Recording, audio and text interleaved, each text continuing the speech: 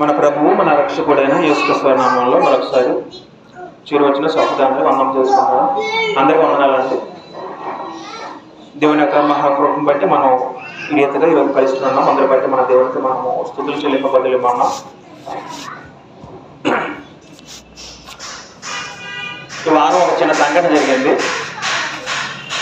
మామూలుగా మీకు షేర్ చేయాలనుకుంటున్న విషయాన్ని మరేం లేదు, కానీ మాకు బాగా చిన్నప్పటి నుంచి ఒక కుటుంబ పరిచయం. మాకు ఇటీవల ఆ ఇంట్లో అంటే ఒక ఆవిడ ఉన్నారు, ఆవిడకి 2 పిల్లలు.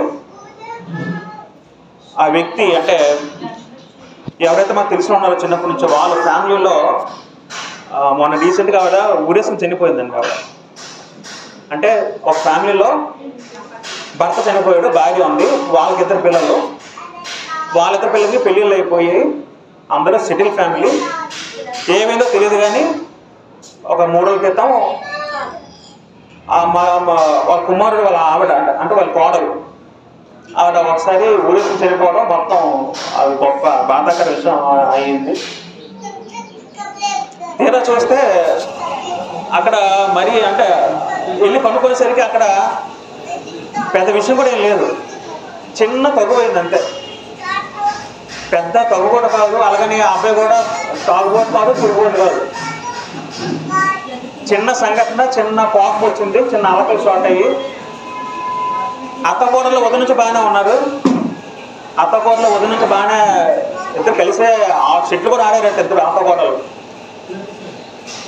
ఇద్దరు షెటిల్ ఆడుకున్నారు, ఉదయం అంతా బాగానే ఉన్నారు. ఏమీ తెలియదు, సడన్గా చిన్న గొడవ అయిందండి. ఎవరికంటే భర్తకి భార్య గొడవ అయింది, అత్త కూడా ఇంక్లూడ్ అయ్యింది.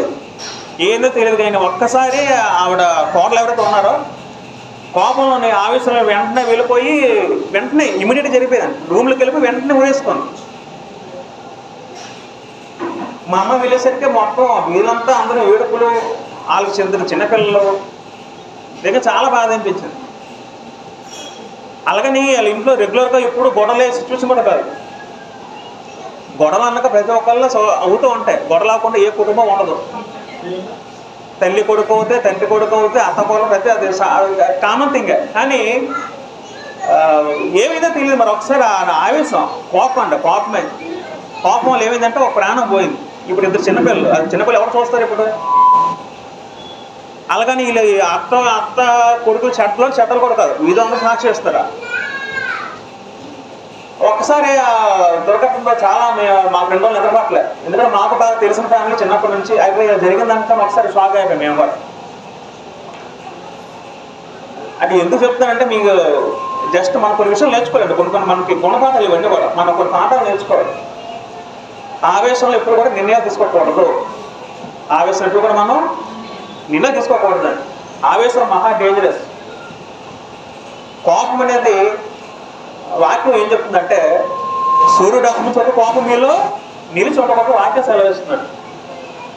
కోపం చేయకుండా పాపం చేయడం వాక్యం సెలవిస్తున్నాడు. ఇప్పుడు ఈవిడ ఆత్మహత్య చేసుకుంది. ఆత్మహత్య దేవుని గ్రంథ ప్రకారం అది రైట్ అవుతా తప్పు అవుద్దా? తప్పు అవుద్ది. ఆత్మహత్య చేసుకుంటే అది మహాపాత్మ. అది కూడా పిరికివారు అందరూ మనుషులు అగ్నికొండ పాల్పొందడం వచ్చిన కొంత ప్రకటనలో పిరికివారు అంటే ఎవరు? ఆత్మహత్య చేసుకోవాలి. ఏదైనా ఒక సమస్య వచ్చినప్పుడు మనం ఫేస్ చేయాలంటే సమస్యని మనం ఫేస్ చేయాలి, ఎదుర్కోవాలి, కూర్చొని మాట్లాడుకోవాలి తప్ప ఇటువంటి మనం నిర్ణయం తీసుకోకూడదు. ఎస్పెషల్లీ నేను చూస్తున్నట్టు ఈ కాలంలో మట్టుకు చాలా సందర్భం ఉందండి. పిల్లలు అంటే ప్రతి ఒక్క తరంలో ఉందండి. స్టూడెంట్స్ కూడా ఏదో మార్కులు తక్కువ వచ్చాయనో, ఫెయిల్ అయిపోయానో, ఒకసారి డిప్రెషన్కి వెళ్ళిపోవడం, వెంటనే ఆత్మహత్య చేసుకోవడం, ఇవన్నీ కామన్ అయిపోయి. నీకు ఒక సంగతి చెప్పాను, మా ఆఫీస్లో కూడా ఒక అబ్బాయి నాతో బాగా పరిచయం, ఒక విషయం చెప్పాను. ఒకసారి నాకు తెలిసిన అబ్బాయి నాతో మాట నాపి ఒకసారి ఆత్మహత్య చేసుకున్నాడు. ఒక చిన్న లవ్ ఇష్యూ అలాంటి సంబంధం గురించి. పిల్లలు ఎందుకు మనం మాట్లాడుకోమంటే ఉండేవాడ ఏదైనా సరే సూసైడ్ అనేది అది శాశ్వత పరిష్కారం కాదు. మీరు కానీ సూసైడ్ అంటే ఎవరైనా చేసినా సరే ఆ వ్యక్తి దేవుని దృష్టిని అపరాధం అవుతాడు తప్ప నిర్దోష అవ్వడం. మనం ఏదైనా అంటే తప్పుకు నిలబడాలి.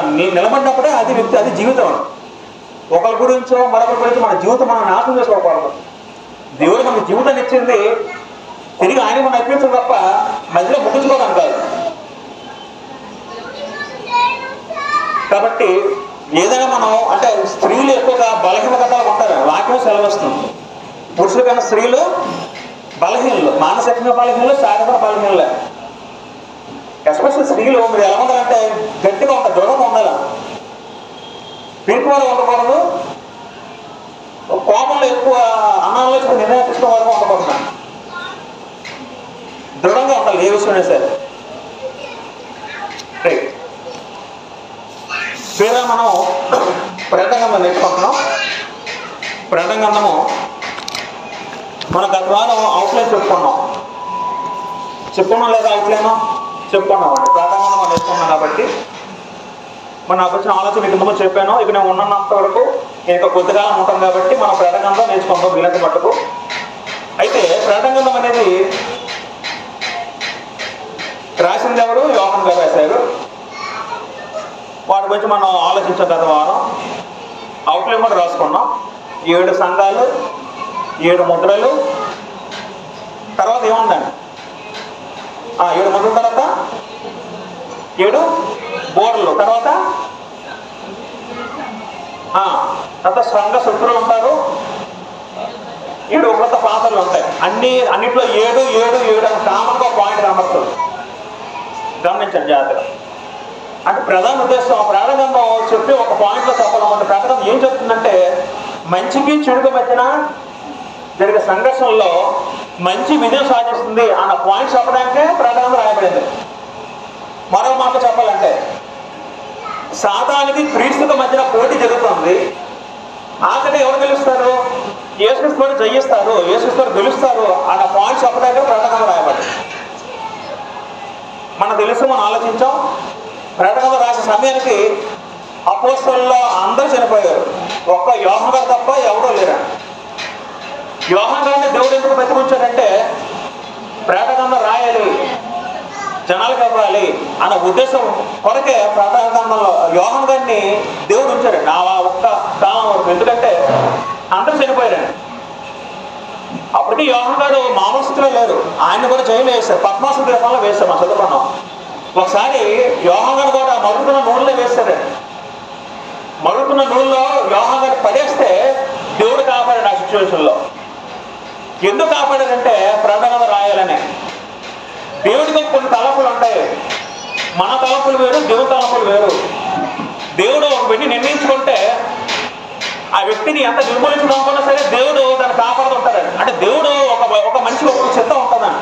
ఆ చిత్తం జరిగించే వరకు దేవుడు వాడిని కాపాడుతూ ఉంటాడండి. అలాగా యోహాన్ని కాపాడుతూ వచ్చాడు. ప్రకటన మొదట చదువుకుందాం ఒకసారి. ప్రకటన అనే పదానికి అర్థం ఏంటంటే ప్రత్యక్షత. అర్థమేంటండి అంటే అర్థం ఏంటంటే అంతవరకు తెలియబడినది అంతవరకు కనబడింది కనపరిచేటట్లు చేయుట. ఉదాహరణకి ఒక పెద్ద తెర ఉంది. చిన్నప్పుడు నాటకాలు ఉండేవి. నాటకాలు వేసే ముందు ఒక పెద్ద తెర వేస్తారు. ఒకసారి ఏం చేస్తారు? తెరని ఇలా తెలుస్తారు కదండి. అంటే రివీల్ చేయడం, రెవల్యూషన్ అంటారు కదా ప్రకటన. రెవల్యూషన్ అంటే రివీల్ చేయడం, ప్రత్యక్షత అని అర్థం వస్తుంది. ప్రకటన హతసాక్షులైపోయిన క్రైస్తవులు దేవుడికి ప్రార్థన చేసుకుంటే దేవుడు ఆ ప్రార్థన ఆలకించి, తండ్రి అయిన దేవుడు ప్రార్థన ఆలకించి, తండ్రి అయిన దేవుడు యేసుక్రీస్తు ద్వారా, యేసుక్రీస్తు దూత ద్వారా, దూత యోహాను ద్వారా రాయించిన గ్రంథం ప్రకటన గ్రంథం. ఆ మాటలు ప్రకటన గ్రంథం మొదటి ఉంటుందండి. యేసుక్రీస్తు తన దాసులకు కనపరచుటకు దేవుడు ఆయనకు అనుగ్రహించిన, దేవుడు ఆయనకు అంటే కదా ఇక్కడ ఈ వచ్చినప్పుడు దేవుడు అంటే తండ్రిని అర్థం చేసుకోవాలి. అంటే ప్రకటన కదా ఎలాగొచ్చిందంటే తండ్రి అయిన దేవుడు యేసుక్రీస్తు చెప్తే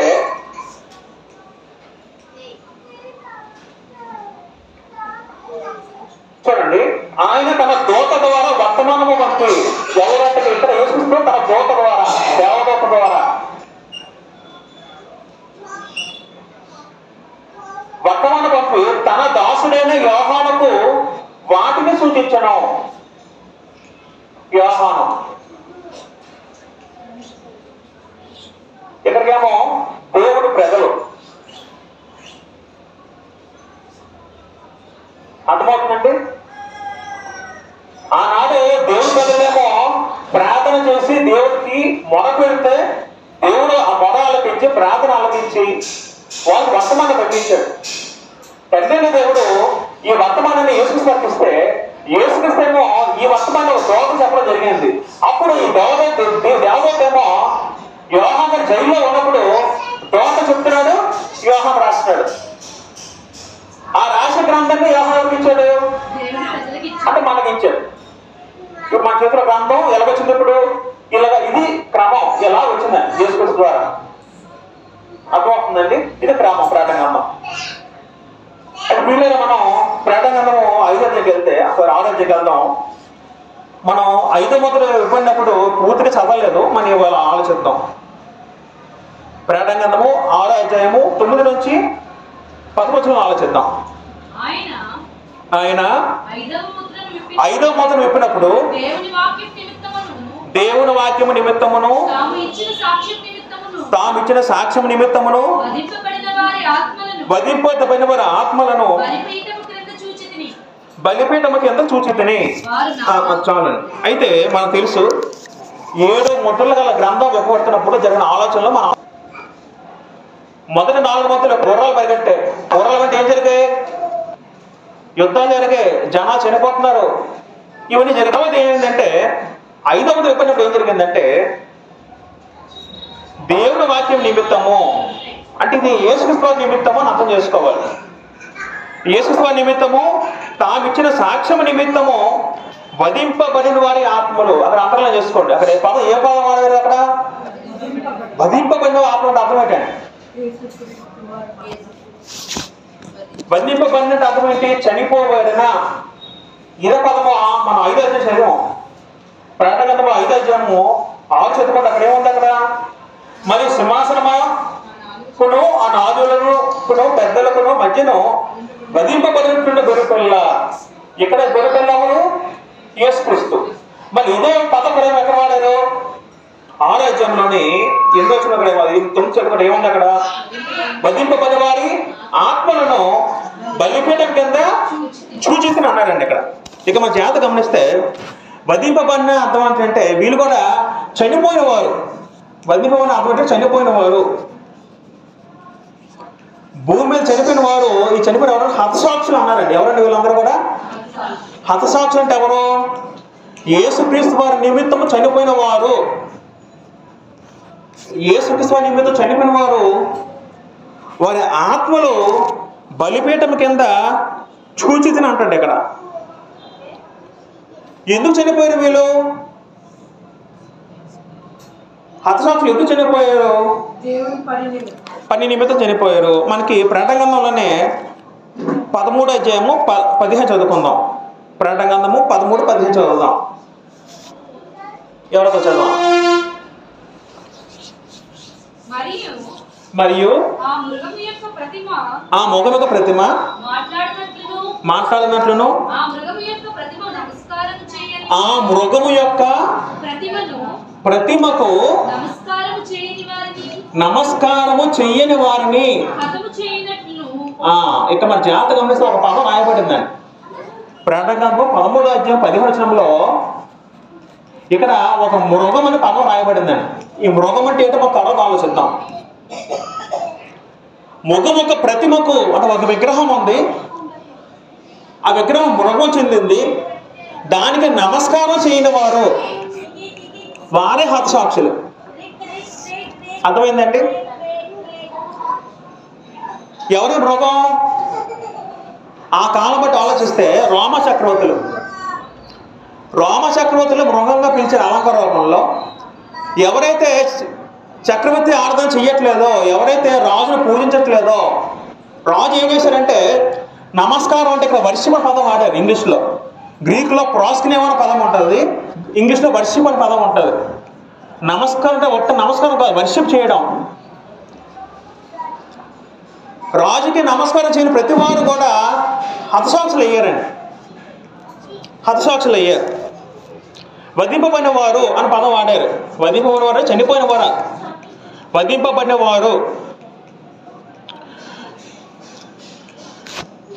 వారు ప్రాటంగంధము 24 చదువుదాం.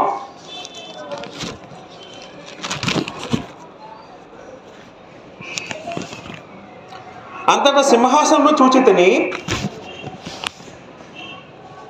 వారి మీద ఆశలుని ఉండవారికి విమర్శ చేయుటకు అధికారం ఇవ్వబడెను. మరియు క్రూర ముఖముకైనను, దయచేసి అందరూ బైబిల్ చూడాలి, దాని ప్రతిమకైనను నమస్కారము చేయక తమ నొసళ్ళ యందు తమ చేతుల యందు దాని ముద్ర వేయించుకున్న వారిని, నొసళ్ళ యందు చేతి యందు ముద్ర వేయించుకున్న వారు, జాత వినాలి, నొసళ్ళ యందు, నొసట అంటే మన నుదుటి, నొసట యందు చేతి యందు ముద్ర వేయించుకున్నవారు,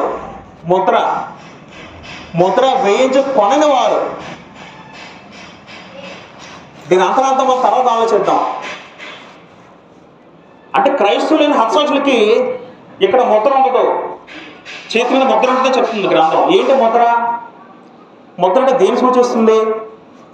చాలామంది ఏదో బొట్టు అనుకుంటారు, అన్నిలో బొట్టు పెట్టుకుంటే మనం బొట్టు పెట్టుకోం కదా, దాని గురించి అనుకోవచ్చు. కానీ దాని గురించి కాదు, మనం తర్వాత ఆలోచిద్దాం, దాని గురించి ఇంకా డీప్గా ఆలోచిద్దాం. మనకేమవుతుందంటే, ఇంకా ఆలోచిస్తే ముద్ర వేయించుకున్న వారిని యేసు విషయమే తామిచ్చిన సాక్ష్యం నిమిత్తమును దేవుని వాక్యం నిమిత్తము శిరచ్ఛేదము చేయబడిన వారి ఆత్మను చూచితే అంటాడు. మళ్ళీ మరొకసారి శిరచ్ఛేదం చేయబడిన వారు, శిరచ్ఛేదం అంటే అర్థం ఏంటండి? శిరచ్ఛేదం తల తీసివేయడం, తల తీసివేసే వారిని ఆత్మను చూచితిని. అంటే ప్రేడగంధం ఆరాధ్యంలో బలిపీఠం కింద చూసిన ఆత్మలు ఎవరు? హత్సాక్షులు. అంటే యోహాను ఇవన్నీ రాస్తున్నాడు, ఇవన్నీ చూస్తున్నాడు, జరగబోతున్న సంఘటనలన్నీ పరిశుద్ధాత్మ సహాయంతో చూస్తున్నాడు, ఇవన్నీ చూసి రాస్తున్నాడు గ్రంథంలో. ఇప్పుడు చనిపోయిన వారు వీళ్ళు బ్రతికిన వారా చనిపోయిన వారా? మనుషుల దృష్టిలో చనిపోయిన వారా కదా, కానీ దేవుని దృష్టిలో బ్రతికిన వారండి. ఇక్కడ పదం రాశారు, అదే ఆలోచిద్దాం. ప్రకటన 20:4 కిందకు వస్తే, దేవుని వాక్యం నిమిత్తము శిరచ్ఛేదనం చేయబడిన వారి ఆత్మను చూచితిని, వారు బ్రతికిన వారే. అండర్లైన్ చేసుకోండి, అక్కడ ఏమన్నారండి? అక్కడ వారు బ్రతికిన వారు. మరి బ్రతికిన వారు అంటారేంటి? చనిపోయిన వారే చెప్తుంది గ్రంథం, మరి బ్రతికిన వారు అంటారేంటి? మనుషుల దృష్టిలో వాళ్ళు చనిపోయి ఉండొచ్చు, రామా దృష్టిలో వాళ్ళు చనిపోయి ఉండొచ్చు భక్తుడు, కానీ దేవుని దృష్టిలో అంటే బ్రతికిన వారు. మనుషుల దృష్టిలో చనిపోయిన వారైతే దేవుని దృష్టి ఎవరంటే వాళ్ళు బ్రతికిన వారండి, బ్రతికిన వారు. ఇప్పుడు రామచక్రుడు ఏం చేశారంటే, నన్ను మొక్కరా, నన్ను నమస్కారం చేయరా అని కోపంతో ఒక వ్యక్తిని చంపేశాడు. వారి దృష్టిలో ఏంటి? రామచక్ర దృష్టిలో చచ్చిపోయాడు అనుకుంటున్నాడు, కానీ నిజం చచ్చిపోయినట్టు వ్యక్తి చాలంటే కాదు, మనిషికి అంతా మరణం కాదు. అదే మాట ఏమంటే వాళ్ళు బ్రతికిన వారే అన్నారండి. అక్కడ బ్రతికిన వారే 1000 సంవత్సరంలో క్రీస్తుతో కూడా రాజ్యము చేసిరి. వాళ్ళు బ్రతికిన వారే క్రీస్తుతో పరిపాలన చేస్తారని గ్రంథం చెప్తుంది. 1000 సంవత్సరాలు అంటే అదొక పెద్ద టాపిక్, మనం తర్వాత ఆలోచిద్దాం, ఇప్పుడు మనం ఆలోచించాం. మళ్ళీ ప్రకటన 6 వచ్చేద్దాం.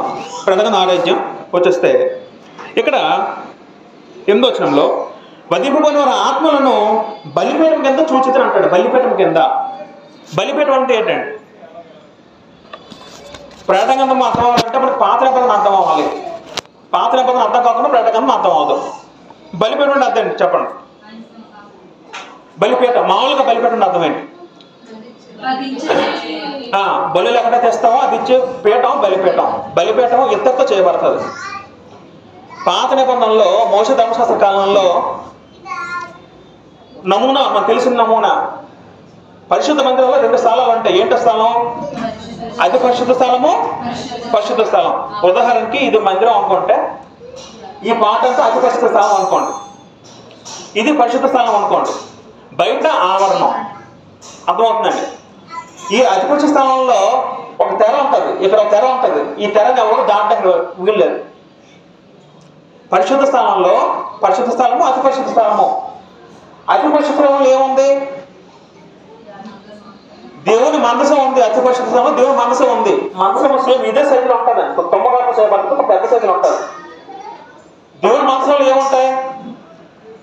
ఆహ్రోన కర్ర, మన్నా పాత్ర, మోషే 2 రాతి పలకలు ఉంటాయి. అది దేవుని మందసం. అతి పరిశుద్ధ స్థలంలో ఉండదు. అతి పరిశుద్ధ స్థలంలో రాణిగలిగిన అర్హత ఉందా? ఒకే వ్యక్తి రావచ్చు. ఎవరి వ్యక్తి? ప్రధాన యాజకుడు రావచ్చు.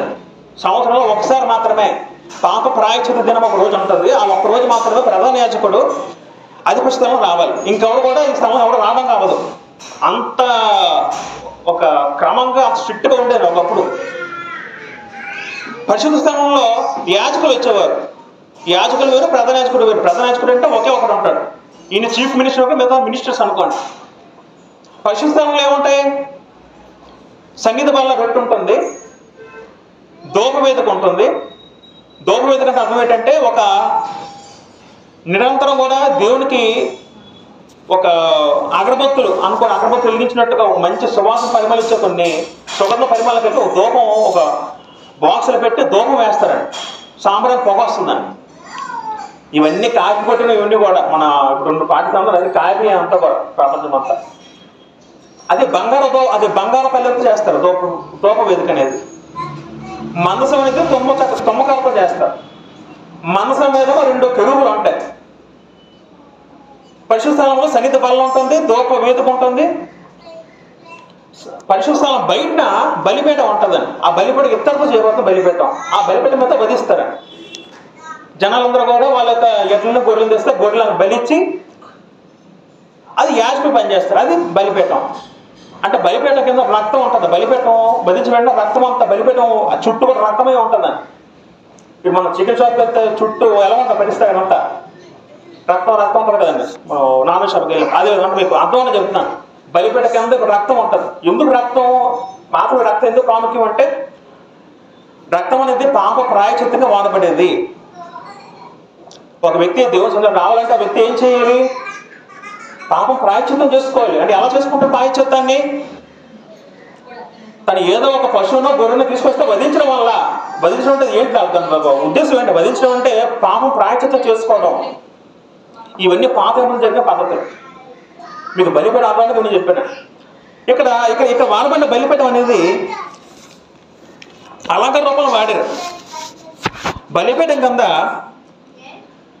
వధింపబడిన ఆత్మలను బలిపీఠం కింద చూచిదని అంటాడండి యోహాను.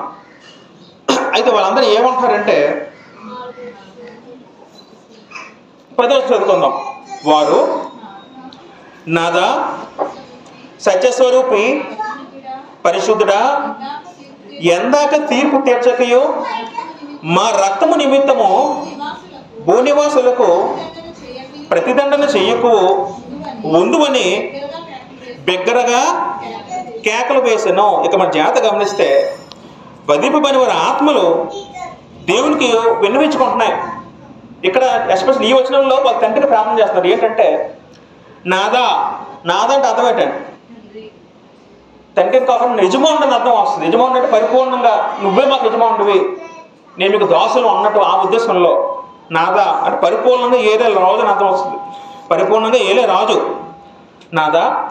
సత్యస్వరూపి సత్యమైన వాడా, నిజమైన వాడు నీవే, నిజమైన వాడువు అని చెప్తూ పరిశుద్ధుడా, పాపం లేనివాడా, పాపం సహించిన వాడా, పరిశుద్ధుడ దేవుడా, ఎందాక తీర్పు తీర్చకయో మా రక్తము నిమిత్తము భూనివాసులకు ప్రతిదండం చెయ్యకయో. వాస్తవానికి వీళ్ళంతా చనిపోయినవారు. చనిపోయి ఆత్మలని పరదేశాలు ఉన్నాయి, అంతే కదా. చనిపోయిన ఆత్మలు ఎక్కడ ఉంటాయండి? పరదేశంలో ఉంటాయి. ఇక్కడ పాయింట్ మనకు అర్థం అవ్వాలి. పరదేశంలో భూమితో జ్ఞాపకాలు ఉంటాయా? ఉండవని. మనం చనిపోయిన తర్వాత భూమి మీద మనం ఎలా బ్రతికామో, మన బంధువులు ఎవరో, అవి జ్ఞాపకం ఉంటాయండి చనిపోయిన తర్వాత? ఉంటాయి. ఉండకపోతే వీళ్ళు ఎలా ప్రార్థన చేస్తారు చనిపోయిన తర్వాత? మేము చనిపోయాము, మా గురించి మాకు తీర్పు తెచ్చి అడుగుతారు కదా. అడుగుతారు వాళ్ళకి ఏం అర్థమవుతుంది మనకి? అది ముందు వాళ్ళు చనిపోయిన విషయం తెలిసిందే కదండి. ధనవంతుడు లాజరు వరకు మనం చదువుకుంటే లాజరు ఏమంటాడు? నా భూమి దగ్గర సహోదరులు ఉన్నాయి అంటాడు కదా. ఇప్పుడు ఉన్నారంటే ఆ విషయం గుర్తుండలేదు ధనవంతుడికి. గుర్తుందండి. చనిపోయిన తర్వాత కూడా మనకు అన్ని జ్ఞాపకం ఉంటాయి. మనకు తెలుసో తెలియదో తీర్పులో ఉన్నప్పుడు కూడా మనకు అన్ని అందరూ జ్ఞాపకం ఉంటారు. తీర్పు విడిచినప్పుడు కూడా దేవుడు మనకి మన సభ్యులందరినీ చుట్టూ ఉంచుతాడండి. మీకు అర్థమవుతుందండి. ఇప్పుడు నాకు తీర్పు తీరిస్తే దేవుడు తీర్చినప్పుడు నా చుట్టూ ఎవరు ఉంటారు సార్? అక్కడ నా భార్య ఉంటుంది, నా పిల్లలు ఉంటారు, నా తల్లిదండ్రులు అందరూ ఉంటారు, నాతో ఎవరితో ఇన్వాల్వ్ అయ్యారో అందరూ ఉంటారండి. అక్కడ తీర్పు దొరుకుతుందండి.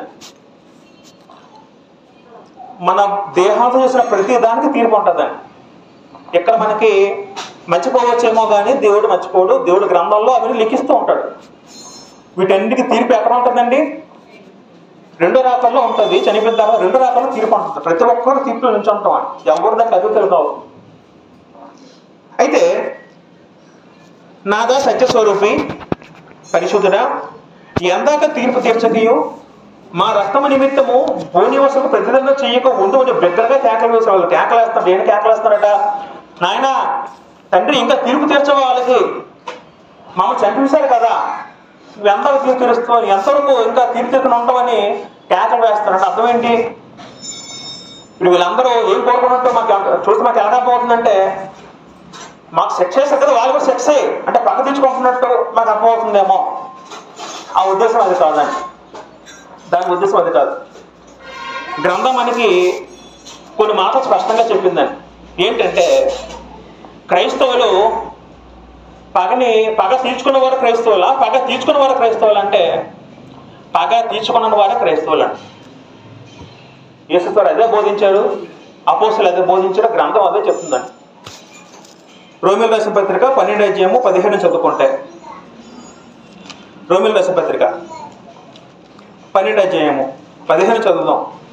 15 నుంచి 21 చాలా మంచి మాటలు ఆలోచిద్దాం. కీడుకు ప్రతి కీడు ఎవరికి చేయవద్దు, మనుషులందరి దృష్టికి యోగ్యమైన వాటిని కూర్చి ఆలోచన కలిగి ఉండి, సత్యమైతే మీ చేతనైన మట్టుకు సమస్త మనుషులతో సమాధానంగా ఉండి, ప్రియులారా మీకు మీరే పగ తీర్చుకొనక దేవుని ఉగ్రతకు చోటీయుడి. పగ తీర్చుట నా పని, నేనే ప్రతిఫలం ఇస్తును అని ప్రభు చెప్తున్నాడని రాయబడి ఉన్నది. కాబట్టి నీ శత్రువు ఆకలి కొని ఉంటే అతనికి భోజనం పెట్టము, తప్పికొని ఉంటే దాహమిమ్ము.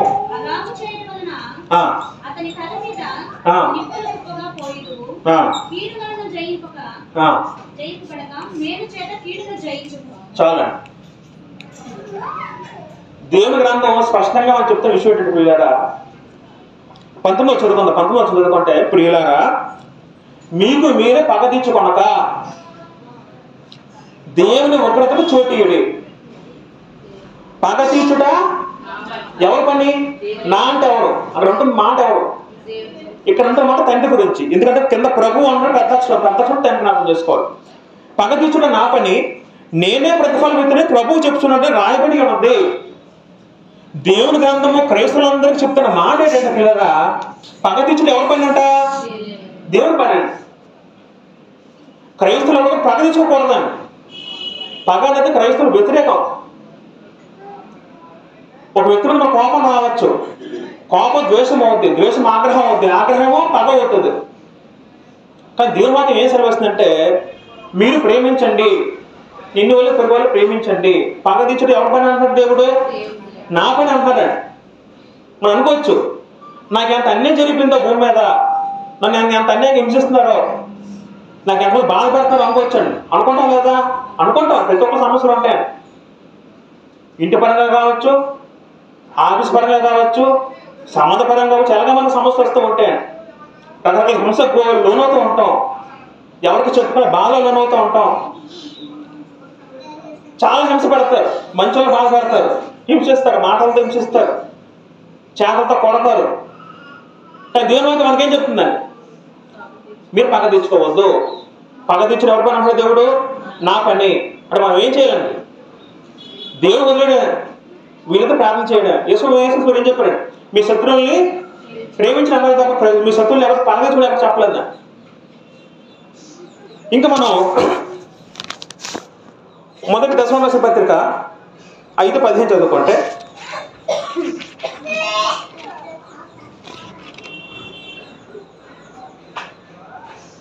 దశలోకి రాసిన మొదటి పత్రిక 5:15 చదువుకుందాం. ఎవడును కీడుకు ప్రతి కీడు ఎవరికైనా చేయకుండా చూచుకునండి. మీరు ఒకరి ఎడల ఒకడును మనుషులందరి ఎడలను ఎల్లప్పుడూ మేలైన దాన్ని అనుసరించి నడుచుకోండి. దేవుని వాక్యం స్పష్టంగా చెప్తుందండి. స్పష్టంగా మీరు ఎవరికి కీడు చేయొద్దండి. మీకు ఎవరికైనా కీడు చేస్తే మీరు తిరిగి వాళ్ళకి కీడు చేయొద్దు, కీడు తలపెట్టద్దు. మీరు మంచిగా చేయండి, మంచిగా చేయండి. మిమ్మల్ని హింసిస్తున్నారా? ప్రార్థన చేయండి. మిమ్మల్ని బాధిస్తున్నారా? మౌనంగా ఉండండి. వీళ్ళు కూడా దేవుడు అయితే చెప్తున్నాడు. హర్ష టైంలో వాళ్ళు కూడా దేవుడు సమాధానం ఏంటంటే పగదించడం నా పని. దేవుడు అంటాడు వాళ్ళకి తెలిసే విషయం.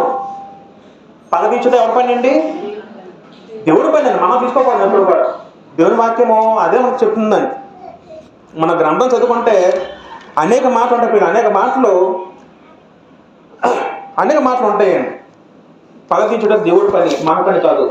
ఎందుకంటే దేవుడు మనిషిని సృష్టించింది, మనిషిని దేవుడు ఆజ్ఞ ఏంటంటే ప్రేమించడం, ఒకరికొకరు ప్రేమించడం. ఒక హృదయంలో పగ దోషం రెండు ఒకసారి ఉండవండి. ఉంటాయా రెండు ఒకసారి? ఉండవు. ఉంటే ప్రేమైనా ఉండాలి, లేకపోతే ఉంటే పగైనా ఉండాలి. పగ ఉంటే ప్రేమ ఉండదు, ప్రేమ ఉంటే పగ ఉండదు. దేవుడు చెప్పిన మాట అంటే మీ హృదయంలో ఎల్లప్పుడూ ప్రేమ ఉంచుకోండి, పగ ఉండకూడదు చెప్పండి. కానీ లోకం ఏం చెప్తుంది? లోకం ఏం బోధిస్తుందండి? మీకు పగ పెంచుకొని అని బోధిస్తుంది. అవునా కాదా? సీరియల్ ఉన్నాయి, సీరియల్ ఏం చేస్తుంది? ఆ సీరియల్ ఏం బోధిస్తుంది మనకి? అతను కోటలు పగ పెంచుకోవడం, కోట మాత్రం పగ పెంచుకోవడం. సినిమాలు ఏం బోధిస్తున్నాయి మనకి? ఆ హీరో వెళ్ళ కొడితే మనం ఎంజాయ్ చేస్తాం, ఆడ పగ పెట్టుకుంటాడు. అంటే అంత దీని రిలేటెడ్ ఉంటాయి కదా. అందుకే దేవుని వాక్యము, దేవుని మాటలనేవి క్రైస్తవులు బైబిల్లో దొరుకుతాయి. సమాజంలో ఎవరు దొరకవు. సమాజం ఏం చెప్తుందంటే ఎవరైనా మనకి ఏ సలహాలు ఇస్తారండి? ఉచిత సలహాలు. నీకు అలా చేశాడా, నువ్వు రెండు చేయి అంటాడు. వాళ్ళ మాటలు ఎప్పుడు నమ్మద్దు, అవి తప్పుడు మాటలు. మంచినే ప్రేరేపించాలి, మంచి మాటలు చెప్పాలండి. దేవుని వాక్యం స్పష్టంగా ఏం చెప్తుందంటే ప్రతి కీడు చేయదని చెప్తుందండి. నువ్వు ఎంత బాధ అనుభవించినా సరే అనుభవించు. అలాగే దేవుడు లేడని అర్థం కాదు. దేవుడు చూసుకుంటాడు. అలాగే దేవుడు విడిచిపెట్టేస్తాడా? తప్పు పని చేస్తే మనిషిని విడిచిపెట్టాడు. దేవుడికి ఒక రూల్ ఉంది, దేవుడికి ఒక సమయం ఉంది, ఆయన కూడా ఆలోచిస్తాడు. కాబట్టి అంతా మనం ఏం చేయాలి? అంతా మనం ఓర్చుకోవాలి, సహించాలి. అదే మన జీవితం. సహించుకోవడంలో పోరాటం ఉందని, అదే జీవితం అని. అయితే పిల్లగా ద్వితీయోపదేశకాండము 30-43 చదువుకుంటే దేవుడు కూడా పగ తెచ్చుకుంటాడు. అది ఆయన పని, మనం మర్చిపోకూడదు విషయాన్ని. ద్వితీయోపదేశకాండము 32-43 చదువుకుంటే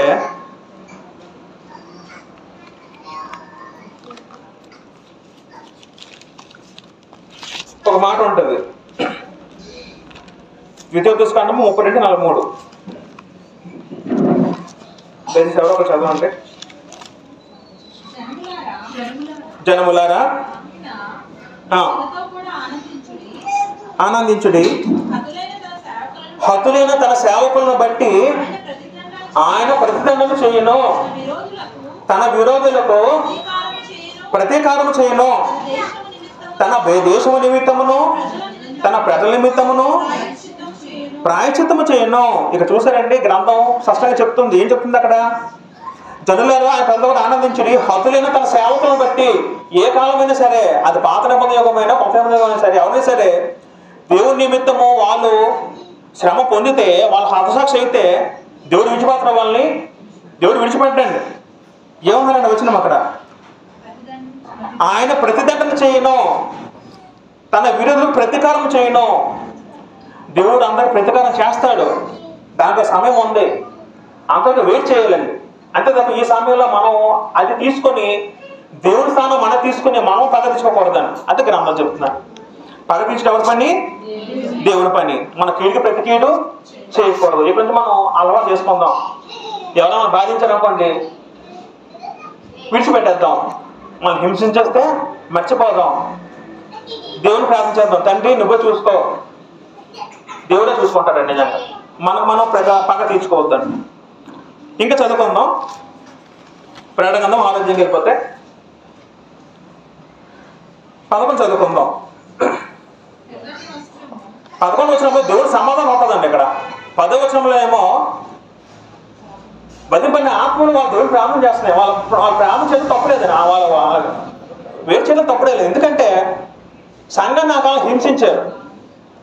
రామస్ కాలంలో సంఘం బాగా హింసించారు. క్రీస్తుని నమ్ముకున్న ఒక్క నెపంతో సంఘాన్ని మొత్తం హింసించి వాళ్ళని చంపివేసి వాళ్ళ కుటుంబం కూడా రోడ్డు గీల్చి నిజంగా నానా బాధ గురి చేశారు ఆ కాలం క్రైస్తవ సంఘాన్ని. వాళ్ళ అండలో తప్పులేదు. తప్పు ఉందా లేదా? తప్పు లేదండి. నిజంగా అది విశ్వాసం పిల్లలు. నిజంగా ఇప్పుడు మనకున్న విశ్వాసం బాగా తక్కువ. టు బి ఫ్రాంక్ చెప్పాలంటే ఆదిమ సంఘం విశ్వాసం ఇప్పుడు మనం విశ్వాసం పోల్చుకుంటే చాలా తక్కువ ఉండవాలి. వాళ్ళు మనకు 10% ఉంటుందేమో. దేవునికి ప్రాణం ఒప్పించేంత విశ్వాసం వాళ్ళకి. అదేంటి విశ్వాసం అంటే నిజంగా. సంఘ చరిత్ర బుక్ ఉంటుంది, అంటే బహుశా మీకు తెలియకపోవచ్చేమో కానీ వీలైతే చర్చ్ ఆఫ్ క్రైస్ట్ అంటే బైబిల్ స్కూల్స్లో ఉంటాయి. సంఘ చరిత్ర బుక్ ఉంటుంది. సంఘ చరిత్ర బుక్లోని ఆదిమ సంఘము వాళ్ళు ఎలాగైతే వాళ్ళ భక్తి ఎలాగుందో, వాళ్ళు ఏ విధంగా హింసపడ్డారు అన్నీ రాశారండి. నిజంగా అది చూస్తుంటే గొప్ప బాధ అనిపిస్తుంది. నిజంగా వాళ్ళు మామూలు జీవితం కాదనిపించారు. దేవుడి గురించి, ప్రభు గురించి ప్రాణం కూడా లెక్క ఇచ్చారు, ప్రాణం కూడా అర్పించారు. అంత విశ్వాసం ఉండేదండి వాళ్ళు. వాళ్ళు వీలు దొరకడం సంఘంగా కూడుకునేవారండి. వాళ్ళకి సమయం దొరికితే ప్రార్థన చేయడం, శోధ ప్రకటించడం, అదే పని. ఇంక పని ఉంటుంది కాదు. శోధ ప్రకటించేయడం, శోధలు ఇబ్బందులు వస్తే ఆమె యూదులే ఇబ్బంది పెట్టేవారు ఆ కాలంలో. యూదు అందరూ క్రైస్తవులు కాదు కదా. ఆనాడు క్రైస్తవులు యూదే శత్రువులు, మళ్ళీ అన్యులు శత్రువులు. యూదులు హింసించేవారు, క్రైస్తవులు హింసించేవారు. అయినప్పుడు కూడా వాళ్ళు అన్ని తట్టుకొని ప్రభు గురించి, ప్రభు నామ నిమిత్తం ఎన్నో బాగా తట్టుకొని వాళ్ళు నిలబడ్డారండి. వాళ్ళు నిలబడ్డా కూడా సంఘం నిలిచేద్దాం. ఇప్పుడు మనం అందరం సంఘంలో వచ్చామండి.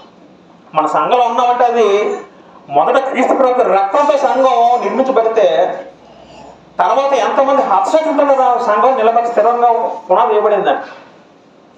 ఎంతమంది హత్సాక్షుల రక్తంతో సంఘం నిర్మించబడిందండి. సంఘం అంటే బిల్డింగ్ మాట్లాడలే.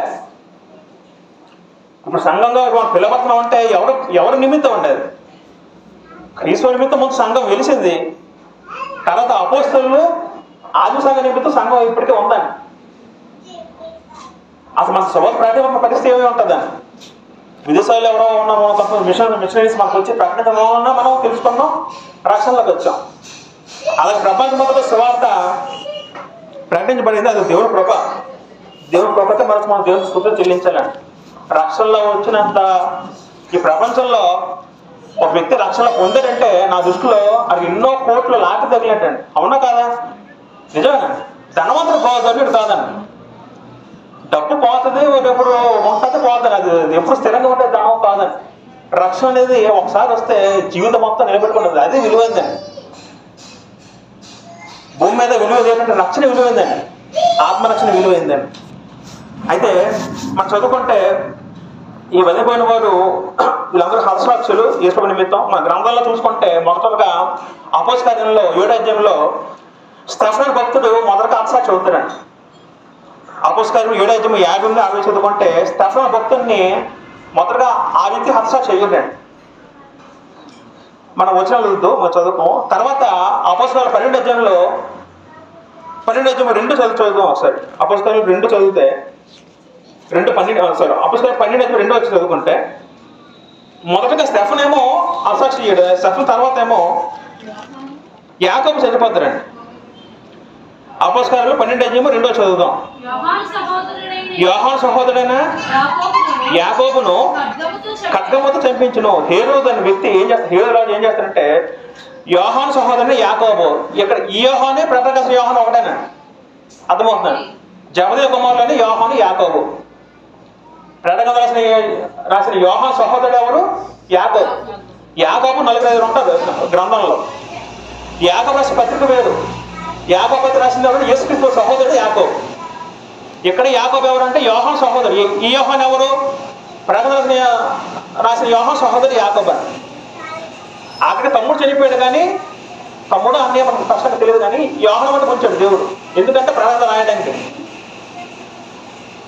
యోహాను వచ్చేసరికి అందరూ చనిపోయారండి. భక్తులందరూ చనిపోయారండి. తిమోతి చనిపోయాడు, పౌలు చనిపోయాడు, లోక మొత్తం అపోస్తుల మీద అందరూ చనిపోయాడు. ఒక్క వ్యక్తి ఉన్నారండి. ఉన్నందుకు ఆయన సంతోషమా, హ్యాపీగా ఉంటాడు, ఆనందంగా ఉంటాడండి. ఉన్నందుకు అపోస్తులైన యోహాను సంతోషంగా ఉంటాడా, బాధగా ఉంటాడు? బాధగా ఉంటాడండి. ఆయన బతికున్నంతగా ఆనందం లేదు ఆయనకి. ఆయన కళ్ళ ఎదురుగా చనిపోతారు, సంఘం హింసించబడుతుంది, కళ్ళ ఎదురుగా అందరూ చనిపోయారు. నిజంగా ఆయన ఏమనుకుంటాడంటే నాకు ఎందుకు ఈ జీవితం చచ్చిపోయిపోవాలనుకుంటాడేమో. అప్పుడు ప్రభు దర్శనం ఇచ్చి అవన్నీ చూపించాడండి. అప్పుడు కొంచెం మనసు కుదిరిపడి ఉంటుంది. అలాగే హర్షాక్షులు అందరూ అయిపోయిన తర్వాత ఇప్పుడు మనం ప్రాణగంధం చదువుకుంటే ప్రాణగంధం 6 అధ్యాయం మిగతా చదువుదాం. మళ్ళీ చదవండి ఒకసారి ప్రాణగంధం 6 గట్టి చదవాలి. తెల్లని వస్త్రము వారిలో ప్రతివాని తీయబడెను, మరియు వారి వలనే చంపబడబో వారి సహదాసుల యొక్కయు సహోదరుల యొక్కయు లెక్క పూర్తి యొక్క వరకు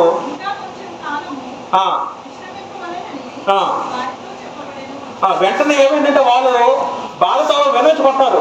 నాయన ఎంత ఒక ప్రతికారం తీసుకుంటావు అని అన్నప్పుడు ఆ సమాధానం దేవుడు ఏం చేస్తారంటే తెల్లని వస్త్రము వారిలో ప్రతి వానికి తీయబడింది. ఏంటో తెల్లని వస్త్రం?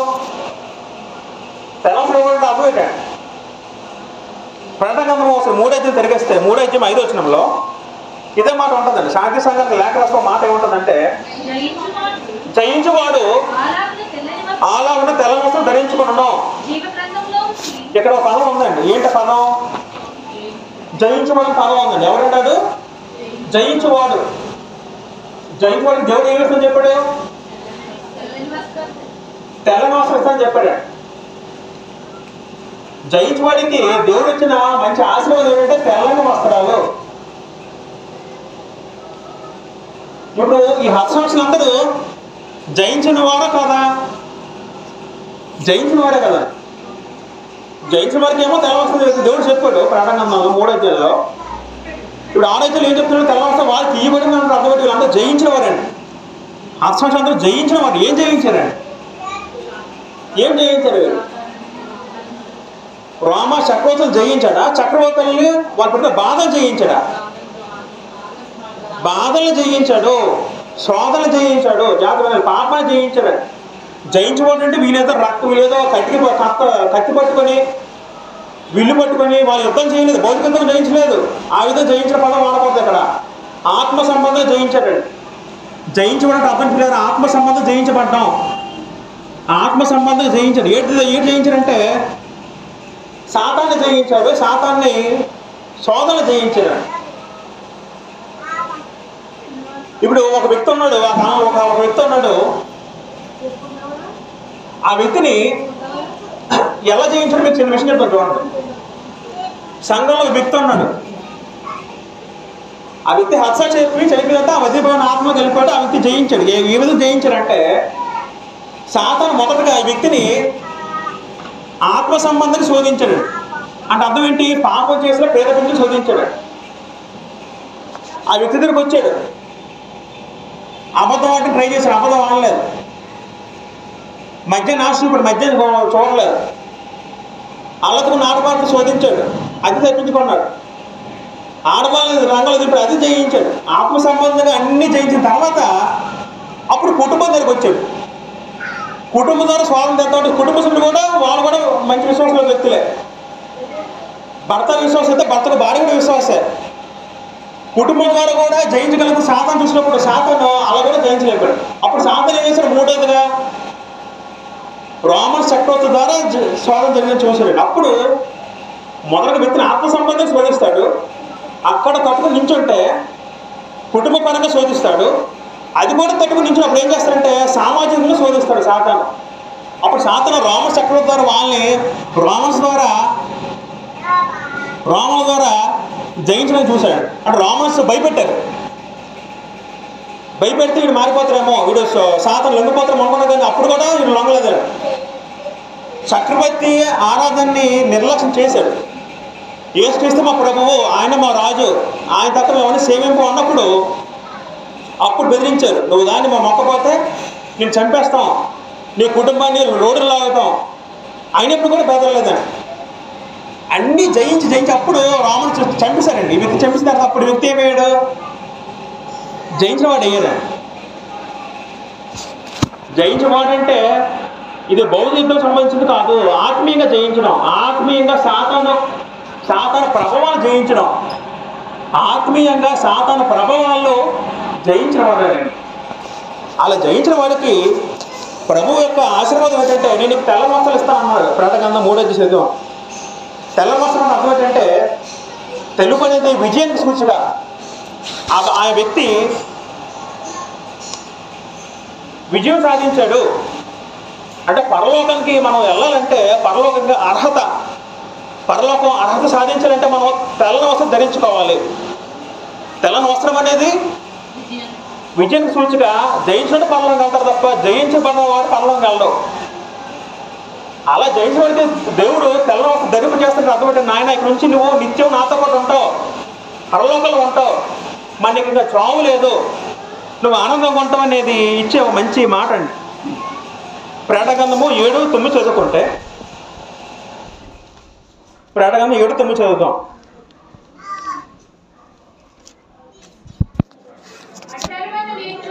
అటు తర్వాత నేను చూడగా, ఇదిగో ప్రతి జనముల నుండి, ప్రతి వంశాల నుండి, ప్రతి ప్రజల నుండి, ఆయా భాషలు మాట్లాడే వాళ్ళ నుండి వచ్చి ఎవడను లెక్కింపజేసిన ఒక గొప్ప సమూహము కనబడిను. వారు తెల్లని వస్త్రం ధరించుకున్న వారై చేత పట్టుకొని సింహాసనం ఎదుటను, తండ్రి ఎదుటను, తర్వాత గొర్రెల ఎదుట, క్రీస్తు ఎదుట నిలబడి. అంటే అర్థం చేసుకోండి, అక్కడ అలాగే తెల్ల వస్త్రం ధరించిన వారు ఒకరే కాదు, చాలా మంది ఉన్నారు.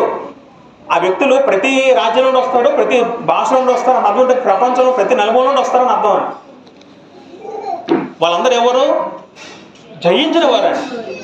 జయించిన వారికే పరలోకంలో అర్హత ఉంటుంది తప్ప, నేను జయించలేకపోతున్నానండి, నేను తట్టుకోలేకపోతున్నానండి, నేను మనకి పోరాలేని వాళ్ళకి దేవుడు పరలోకం ఇవ్వడు. బాప్తిసం పొందినంటే దేవుడు పరలోకం చేస్తాను ఎక్కడ చెప్పలేదండి. బాప్తిసం పొందితే మనం ఏం చేయాలండి? మన వరకు నమ్మకం ఉండాలి. నమ్మకం ఉండడం అంటే శాతంతో పోరాడాలి. శాతంతో పోరాడడం అంటే పాపాన్ని జయించాలి. ఇది క్రమం. పాపం జయించినోడికే తెల్ల వస్త్రం దేవుడు ఇస్తానని చెప్తాడు. ఆ తెల్ల వస్త్రం అనేది ఒకరితో కాదు, ప్రతి ఒక్కళ్ళు ప్రతి జాతిలో వస్తారు, ప్రతి ప్రజలు వస్తారని ప్రజలు ఏడని చెప్తుందండి. ఇంకా మనం చదువుకుంటే ప్రకటన 14:13 చదువుకుంటే, 14:13 అంతటా ఎప్పటి నుండి ప్రభువునందు మృతులు ధన్యులని రాయమని పరలోకము నుండి స్వరము చెప్పగా వింటిని. నిజమే, వారు తమ ప్రయాసములు మాని విశ్రాంతి పొందురు. అక్కడ అంటర్లైన్ చేసుకోండి, విశ్రాంతి పొందుదురు. ఇప్పుడు ఆ మాట మనం ఇటువైపు వస్తే ఒకసారి మనం ప్రకటన 6:11 చదువుతాం. తెల్లని వస్త్రము వారిలో వాని ప్రతివానికి ఇవ్వబడును, మరియు వారి వలనే చంపబడబో వారి సహదాసులకయు సహోదరులకయు లెక్క పూర్తి అగు వరకు ఇంకా కొంచెం కాలము విశ్రమింపవలెనని విశ్రమించడం. అక్కడ విశ్రాంతి అన్నాడు, ఇక్కడ విశ్రమించడం చెప్పాడు. విశ్రాంతి విశ్రమించడం ఒకటే. చాలా మంది చనిపోయిన తర్వాత RIP అని రాస్తారు. అంటే అర్థం ఏంటండి? రెస్ట్ ఇన్ పీస్ అని రాస్తారు. ఏక శాంతి ఉంటుందా? ప్రతి ఒక్కరు ఎవరు సమాధానం రాసిన శాంతి ఉన్నట్టేనా? వాళ్ళ దృష్టిలో మనం శాంతి ఉన్నట్టేమో కానీ ప్రభు దృష్టిలో శాంతి లేదండి. శాంతి ఎవరికి ఉంటుందట? క్రీస్తునందు మృతులు మాత్రమే శాంతి ఉంటుందండి. అందరికీ శాంతి కాదు. ఇప్పటి మాత్రం శాంతి నువ్వు అనుకోవచ్చేమో కానీ గ్రంథం ఏం చెప్తుందంటే, ఎవరైతే క్రీస్తునందు ఉండి ఆయన చెప్పినట్టు చేసి చనిపోతే వాళ్ళకి మాత్రం శాంతి ఉంటుందండి, విశ్రాంతి ఉంటుందండి.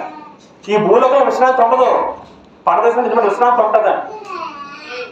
అందుకే ఆ విశ్రాంతి మనం వెళ్ళాలంటే ఇక్కడ మనం జయించాలి. అది నిత్యమైన విశ్రాంతి. అక్కడ శ్రమలు ఉండవు, బాధలు ఉండవు. దాని గురించి మనం వేచి చూస్తూ ఈ బాధ చూస్తే చాలా తక్కువగా కనబడతాయి. అందుకే పౌలు అంటాడు, చులకమైన మా శ్రమ కొరకు నిత్యత మాట్లాడుతూ అక్కడ దాన్ని హైలైట్ చేస్తూ అంటాడు. ఇక్కడ ఉన్న శ్రమలు చులకన శ్రమలు అంటాడు, కొన్ని బతులు అంటాడు. అది దేవుడు ఇంకా ఉంటాడంటే ఇక్కడ ఇంకా కొంచెం టైము పడుతుంది. ఎందుకంటే ఇంకా చంపబోట వారి సహదర్శులకి సహోదరులకి లెక్క పూర్తి ఎక్కువ అంటే అర్థం ఏంటంటే, అంటే దేవుడు అక్కడ క్యాలెండర్ పెట్టుకొని ఇంకెంతమంది చావాలని లెక్క వేసినట్టు అర్థం చేసుకోవాలా? అలాగని అర్థం కాదు. దేవుడు వేచి చూస్తున్నాడు అండి. ఎందుకు వేచి చూస్తున్నాడంటే, మనం ఎందుకు చదువుకున్నాం, మళ్ళీ చదువుకుంటే 2 పేతురు పత్రిక 3:4 చదువుకుంటే, 2 పేతురు పత్రిక 3:4-9 చదువుకుందాం ఒకసారి. దేవుడు వేచి చూస్తున్నాడు. ఎందుకు వేచి చూస్తున్నాడు ఆలోచిద్దాం. పితరులు నిద్రించినది మొదలుకొని సమస్తమును దృష్టి ఆరంభములనంటే నిలిచి ఉన్నదే. ఇప్పుడు 9 చదువుదాం. కొందరు ఆలస్యమని ఎంచుకున్నట్లు ప్రభువు తన వాగ్దానం గురించి ఆలస్యం చేయవడు కాడు కానీ ఎవడనో నశింపవలనని నిశ్చయింపక అందరూ మారుమనసు పొందవాలని కోరుచు మీ ఎడల దీర్ఘశాంతం గలవాడే ఉన్నాడు. అక్కడితో చాలా. దేవుడు ఎందుకు వెయిట్ చేస్తున్నాడంటే, ఎందుకు ప్రభు అక్కడ రావట్లేదంటే దేవుడు వెయిట్ చేస్తున్నాడు. ఎందుకు వెయిట్ చేస్తున్నాడు దేవుడు? ఎందుకంటే అక్కడ వచ్చిన ఏముందండి, అక్కడ అందరూ మారుమనసు పొందాలి, అందరూ మారుమనసు పొందాలి, మారుమనసు పొందాలి, రక్షణ రావాలి. దేవుడు వెయిట్ చేస్తున్నాడు. మనం అనుకుంటాం ఏంటి ప్రభు ఎంతమంది చచ్చిపోతున్నారు, అశాకులు అయిపోతున్నాం అని వీళ్ళు ప్రశ్నిస్తే దేవుడు ఏమంటాడు సమాధానం? దీర్ఘశాంతంతో ఓర్చుకుంటాడు దేవుడు. ఈ కాలంలో దేవుడు తిట్టే వాళ్ళు ఉన్నారా ప్రపంచంలో? దేవుడు దూషించే వాళ్ళు ఉన్నారు, ఇప్పుడుగా ప్రశ్న హింసించే వాళ్ళు ఉన్నారు. కానీ దేవుడు ఏం చేస్తాడండి? దేవుడు అక్కడ దీర్ఘశాంతం వెయిట్ చేస్తున్నాడండి. పౌలు ఇంతకుముందు యేసును దూషించడా లేదా? దూషించాడు పౌలు. సౌలుగా ఉన్నప్పుడు యేసు ప్రభువును దూషించాడు, సంఘాన్ని హింస పెట్టాడు, సంఘాన్ని కూడా చంపడానికి బయలుదేరాడు. అది ఎప్పుడది? మానవస్ పొందకముందండి. పొందిన పరిస్థితి ఏమైంది? ఒకసారి దేవుని ప్రజలను చంపేస్తే సౌలే దేవుని ప్రజల్ని మరింత దేవుని వాక్యం ప్రపంచమంతా విస్తరించడానికి బయలుదేరాడు. దాని ప్రధాన కారణం ఏంటి? మారు మనస్సు. దేవుడు ఎందుకు వెయిట్ చేస్తాడు పిల్లరా? మారు మనస్సు పొందడానికి. అంటే దేవుడు దానికి ఒక కాలం ఉంటుందని. ఇప్పుడు ప్రభు రాకడ అప్పుడు వచ్చేస్తుంది, ఇంక మనం అంతా పుట్టకపోయాను కదా, అవునా కదా? ప్రభు రాకడ క్రీస్తు 100 సంవత్సరాలు వచ్చింది అనుకోండి, అక్కడితో భూమి ఎండైపోతుంది కదా. మరి మనందరం పుట్టాల్సిన అవసరం లేదు. ఎందుకు దేవుడు ఎంత ఉంచాడు మన వరకు? మనందరం ఉన్నాం, మనందరం నమ్ముకోవాలి. ఇప్పుడు నేను ఉన్నాను, మేము మధ్యలో కన్వర్ట్ అయ్యాం, మా తాత ఎవరు నమ్ముకోలేదు, వాళ్ళందరూ విగ్రహార్థకులే. కానీ ఎందుకు మమ్మల్ని ఉంచాడు దేవుడు? నేను నమ్ముకోవాలి, నేను రక్షణ కూడా వచ్చాను. ఇప్పుడు నేను వాక్యం ప్రకటిస్తున్నాను, మా నాన్నగారు వాక్యం ప్రకటిస్తాను. అంటే దేవుడి తలంపు ఎప్పుడు ఉంది? నేను పుట్టక ముందే నేను పుట్టాలి, మా నాన్న పుట్ట ఆయన తలంపు ఎప్పుడు ఉంది? మా 10 తరాల ముందే దేవుడు డిసైడ్ చేశాడు. మొదటి 6 తరాలు నమ్మకపోవచ్చు, కానీ చివరి ఇంత మేము నమ్ముకున్నాం. అలాగే దేవుడికి తలంపు ఉంటుంది. దేవుడు చాలా ఓర్చు, దీర్ఘశాంతం. ఆయనకి అనుకున్న ఓర్పు ఎవరికి లేదండి. ఆ ఓర్పుని, ఆ దీర్ఘశాంతాన్ని యేసుక్రీస్తు భూమి చూపించాడండి. నా దీర్ఘశాంతం దేవుడి దీర్ఘశాంతం ఒకటే, నా ఓర్పు నా తండ్రి ఓర్పు ఒకటే యేసుక్రీస్తు భూమి చూపించాడండి. దేవుడు దీర్ఘశాంతాన్ని ప్రత్యక్షంగా యేసుక్రీస్తు భూమికి చూపించాడు. తండ్రి ఓర్చుకుంటున్నాడు. ఎందుకు ఓర్చుకుంటున్నావు? నువ్వు మారుమనసు పొందాలని. ఇప్పటికీ మనం మారుమనసు పొందకుండా మనం జీవితాన్ని నిర్లక్ష్యంగా గడిపితే, వ్యర్థంగా మనం నచ్చినట్టు ప్రవర్తిస్తే అది దేవునికి విరోధంగా వచ్చే అవకాశం ఉంటుంది కదా. దేవుడు ఏమంటాడంటే, దేవుడి సమాధానం ఏముంటుందంటే, నేను వెయిట్ చేస్తున్నాను. ఆ వెయిట్ చేయడం అనేది నువ్వు ఆనందంగా ఉండడం కాదు, నువ్వు మారుమనసు పొందడానికి. వీళ్ళకి ఇప్పుడే మారుమనసు పొందు అంటాడు. ఇప్పుడే మారుమనసు పొందు, ఇది నా దగ్గర రా దేవుడు అంటాడు. ఇప్పటికీ నిర్లక్ష్యం చేస్తే మనం నచ్చిన ప్రవర్తిస్తే 2 రకాల సనం వచ్చితే ఏమవుద్దని తీర్పులోకి వెళ్ళిపోతాం, మనం నిత్య నరకం వెళ్ళిపోతాం. కాబట్టి దేవుడి సమాధానం ఏంటంటే, ఇంకా కొంచెం కాలం విశ్రమించమని వాళ్ళతో చెప్పబడాను. ఇక్కడ పిల్లరా మన ఇద్దరికి ఏం నేర్చుకున్నామంటే, ప్రకటన గ్రంథము 5వ ముద్ర విప్పబడిన సంగతులు చూసాం. బలిపీఠం కింద ఆత్మలు ఉన్నాయి. ఆత్మ కూడా బతింపబడిన ఆత్మలు, వాళ్ళందరూ హర్షలేని ఆత్మలు, వాళ్ళందరూ జయించిన వారు, భూలోకాన్ని జయించేవారు, జయించిన ఆత్మ సంబంధం జయించిన వారు. కాబట్టి దేవుడు వాళ్ళకి తెల్లవస్త్రం ధరింపజేసి వాళ్ళకి ఇంకా మీరు ఇంకా రెస్ట్ తీసుకోండి, ఎన్నాళ్ళు బాధపడ్డారు మా గురించి, ఇక్కడ మీరు విశ్రమించండి అని వాళ్ళకి నిజమైన రెస్ట్ పీస్లో పెట్టారు. వాళ్ళని నిజమైన రెస్ట్ వాళ్ళకి అనుగ్రహించారండి. వాళ్ళు ఎవరు కూడా కీటికి ప్రతికీటి చేయలేదు. ఎవరైనా పగ తీర్చుకుంటే సహించారు, మౌనంగా ఓర్చుకున్నారు, దేవుడు ప్రార్థన చేశారు. మనం కూడా మన జీవితంలో ఏం చేయాలంటే, మనకి ఏమైనా సమస్యలు సలహాలు శోధనలు వస్తే మనం ఆ సిచ్యువేషన్లో మనం తిరిగి పగ తీర్చుకోకుండా అది దేవుడికి విడిచిపెట్టేలాంటి. ఆయన దేవా నువ్వే చూసుకో, నువ్వే వాళ్ళు ప్రతిగా తీర్చుకున్నావు తప్ప మనం పగ తీర్చుకోకూడదని దేవుని వాక్యం మనం ఈ వారం మన ద్వారా మనకి తెలియజేస్తున్నాను. దేవుడి మాటను జీవించి మన అందరి హృదయాల్లో ఫలించింది కాక. నాకు అవకాశం ఇచ్చిన సంఘానికి మోసగా మరొకసారి మనం తెలుసుకుని అందరితో ఉండాలి.